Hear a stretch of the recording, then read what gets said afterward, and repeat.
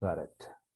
Bueno, entonces estamos aquí reunidos el psicólogo Andrés Álvarez Moreira, Alexandra Vargas y Linda Ojeda para una entrevista de lo que es psicología clínica y también psicopatología.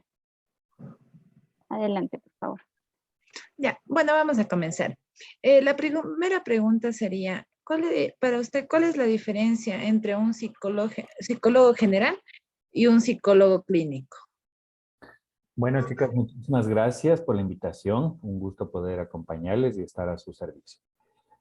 La especialización, a ver, la diferencia está obviamente en la especialización que tiene durante la carrera, en los diferentes semestres, lo que se va estudiando un poco más sobre los aspectos de psicopatología, adentrarse un poco más en lo que en la actualidad ya hablamos, no como antes del DSM-4, sino del DSM-5, los estudios del CIE-11, tener idea de cómo diagnosticar, de cómo hacer evaluaciones, de cómo hacer diagnósticos incluso transversales de lo que pudiera existir para descartar que se den trastornos concomitantes y un poco más llevado a esa literatura de la salud. Por eso es que efectivamente existen especialidades, es decir, maestrías, que llevan a que este conocimiento como maestría, que significa una especialización, uno se especialice mucho más de lo que ha estudiado en los años de la licenciatura, en la universidad, en el pregrado, para fortalecerlo con lo del posgrado. Listo. Vamos con la siguiente pregunta. ¿Cuáles serían las actividades en las que se enfoca un psicólogo clínico? ¿En qué, cómo sería, en qué actividad es en la que más se enfoca el psicólogo clínico que le puede diferenciar del general? Básicamente en la evaluación, diagnóstico y proceso terapéutico de los pacientes. Y dependiendo también la escuela que se haya seguido, ¿no? Porque ya pueden hablar de clientes, dependiendo, como digo, la línea de escuela psicológica que se siga. Y por esa razón es que lógicamente han puesto un poco más de énfasis en esa parte clínica en comparación con un psicólogo general que de todas formas tiene una gran ventaja cuando conoce las otras ramas como la psicología social, la psicología industrial, la psicología educativa y le permite tener mayor entrada en cualquiera de estos accesos del conocimiento que desde una maestría ya puede evidentemente ser mayor. Listo. ¿De qué manera se vincula el psicólogo con la psicopatología? Desde el conocimiento en los signos, síntomas, las características que presenta para poder entonces hacer una evaluación con las herramientas adecuadas, las baterías que se necesita. Y en ese sentido también apoyarse con, por ejemplo, neuropsicólogos o, o psiquiatras eh, para llevar a cabo un proceso terapéutico adecuado. Entonces, puede ser, lógicamente, ya desde cualquiera de las otras escuelas de las que me decía, desde lo cognitivo-conductual, Ajá. lo que más se conoce, pero también, por ejemplo, desde la psicología dinámica o la psiquiatría dinámica, si es que queremos hablar de psicoanálisis, ¿no? Entre las otras escuelas que hay. En mi caso, yo trabajo desde la escuela de la psicología analítica o psicología de la profundidad, la teoría de Jung. Ok. La siguiente pregunta sería, ¿usted cómo manejaría o cómo maneja en caso de tener un paciente con un trastorno de alcoholismo grave o algún tipo de adicción? ¿Qué tipo de técnica maneja para poder controlar al paciente y que continúe con su terapia? Ante todo, el proceso terapéutico es dialéctico. ¿Qué significa eso? Que a medida que vamos dialogando, vamos conociendo cuáles son los génesis o las fuentes que ha llevado a esa necesidad por cubrir esos vacíos que tiene la persona que entra en una adicción. Entrar en una adicción, de todas formas, comprendamos, es ante todo ausencias, carencias. Entonces, cuando se necesita que estas carencias sean suplidas por alguna razón, entonces, lógicamente, es muy fácil que se pueda caer en una necesidad de una sustancia. La búsqueda de sensaciones que se entiende cuando estamos haciendo este diagnóstico, ¿no? En la anamnesis, haciendo las primeras entrevistas como para conocer cuál es el origen del problema. Ahora, desde la teoría junguiana, lógicamente nos podemos afianzar, entre otras cosas, por ejemplo, en la cuestión de los mitos, las leyendas, y cómo alguno de estos mitos encuentra los arquetipos que también sean generales para el paciente, que en su caso particular le dé un sentido para comenzar a simbolizar lo que está alrededor de él, entonces encuentra un camino por donde seguir. Evidentemente hay casos que son diferentes y en algunos se tendrá la necesidad de un proceso psiquiátrico que vaya de la mano, sobre todo cuando hay una adicción por muchos años. Entonces la ingesta de la sustancia ha sido también muy fuerte, que causa un síndrome de abstinencia marcado a los días que no hay. Claro. Listo. Ya. Respecto a esto, ¿usted por qué considera o cree que sea importante la psicopatología? A todas luces es importante como para, de alguna forma, y aunque es un poco contradictorio con lo que es la línea en la que yo trabajo, para etiquetar y tener de alguna forma como un camino y saber cuál es la meta a la que tenemos que alcanzar haciendo un programa terapéutico.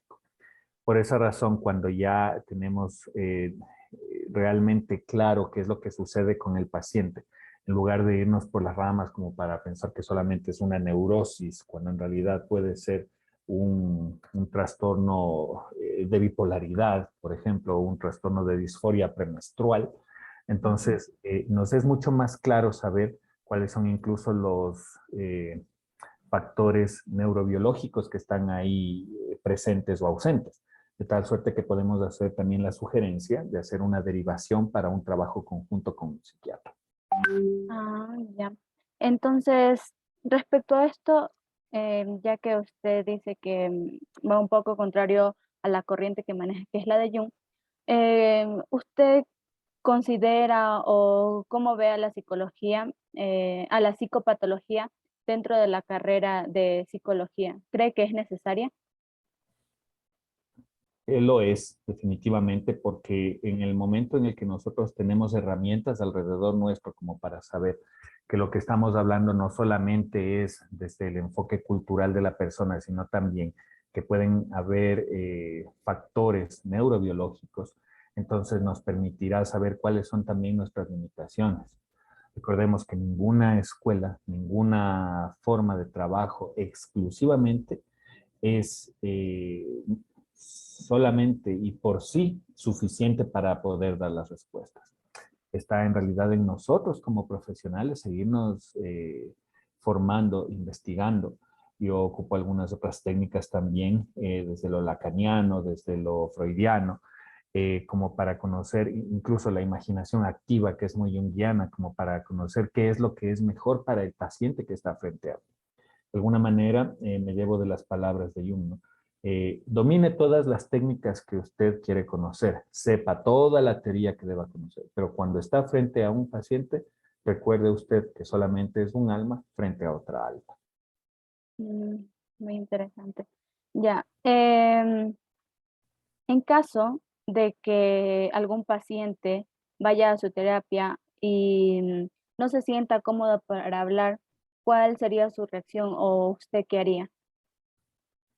Eh, pues bueno, en realidad por eso mismo es que hay cosas que son contradictorias con la otra línea psicológica cognitivo-conductual, porque se puede desde ese espacio más bien pensar que hay alguna traba, que hay alguna afasia, alguna cosa que uno ya comienza desde lo clínico a querer encapsular, ¿no? Como para decir, sí, te etiqueto y esto tienes y esto es lo que se da. En realidad, lo más importante es tener en ese acercamiento eh, un verdadero acercamiento de alma a alma, ¿no? Es ponerme a servicio de la persona y saber que no por el tema de que tenga títulos, de que yo tenga libros que lea y cosas así, estoy por encima de la persona. La persona me viene a ver porque tiene un sufrimiento.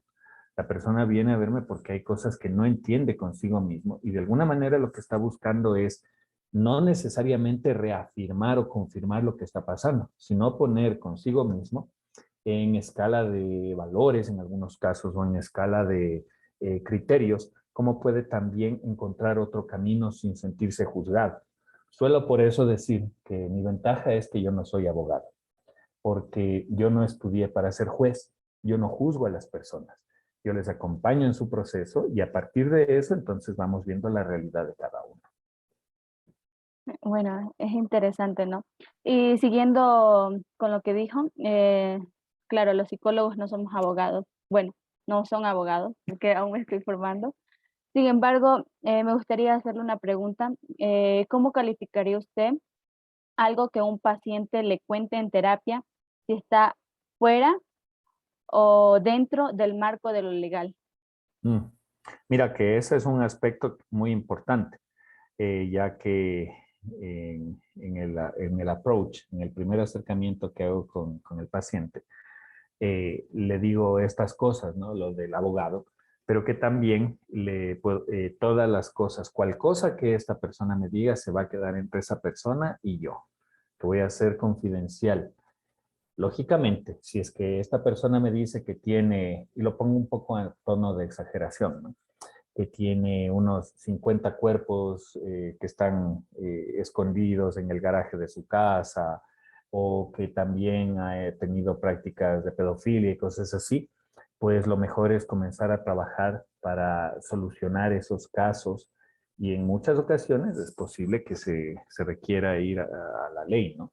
Entonces, ciertamente nuestro código deontológico nos habla de que nosotros debemos ser ante todo confiables y confidentes con nuestros pacientes.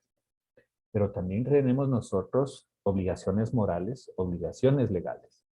Entonces, eso es importante que lo sepamos ver, no desde lo que yo juzgo, sino lo que evidentemente sale finalmente como un caso que puede ser incluso hasta confesiones de parte de los pacientes. Por eso mismo es que debemos de estar bastante seguros de que esto está pasando, porque en ocasiones puede ser que también tenga un desborde psicótico que le esté haciendo hablar de fantasías. Y en ese caso, pues mal haríamos en salir de aquí asustados para enseguida llamar a la policía y decir, tengo que hacer una denuncia. En realidad, debemos ser lo suficientemente prudentes y en el acompañamiento que estamos haciendo con la persona, llegar entonces a un punto de conciencia. En esa concientización, entonces también buscar las soluciones. Mm, claro, porque ese mismo le iba a preguntar, ¿cómo distinguiría si es un brote psicótico, si es un delirio, si es la realidad? Pero ya como le explicas, sí. Claro, exacto. Bueno, yo creo que hasta aquí están todas las preguntas. Creo que hemos logrado em, llenar todas nuestras dudas. Les agradezco mucho por haber estado aquí presentes, por habernos ayudado con esta entrevista. Ya, Muchas gracias. muchas gracias.